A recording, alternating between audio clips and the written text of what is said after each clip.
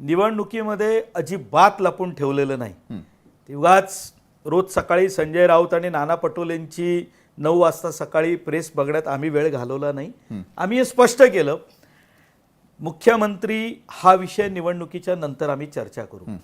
काही गोष्टी ठरलेल्या आहेत, जशा नेहमी सांगितल्या जातात.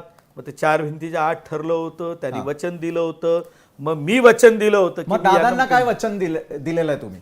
नाही, मी त्या प्रक्रियेत नाही आहे. बरं, कारण या गोष्टी ज्या असतात ना, या 23 तारखेला दुपारी 12 नंतर तुम्हाला स्वाभाविकपणे कळतील. नक्की. आता तुम्ही जे म्हणालात की दादांचा सूर काहीसा वेगळा होता, तर स्वाभाविक आहे, दादा आमच्या सोबत आहेत. आणि मी खात्रीनं सांगतो, ज्या वेळेला तुम्ही आज हे एक्झिट पोल सांगतायत त्यावेळेला सुद्धा सांगतो की दादा आमच्या सोबतच राहणार, दादा कुठेही जाणार नाहीत.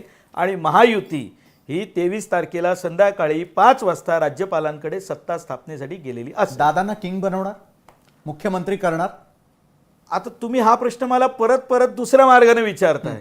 मी तुम्हाला आता तेच सांगितलं की मुख्यमंत्री पदावरून आमच्यात कुठेही काही गडबड पूर्ण निवडणुकीत झालेली नाही.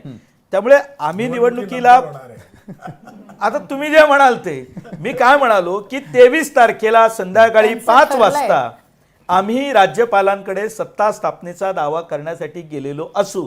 तुम्ही ब्रेकिंग न्यूज देत असाल आणि त्यावेळेला कुणाच्या नेतृत्वाखाली सरकार स्थापन होते ते तुम्हाला कळेलच.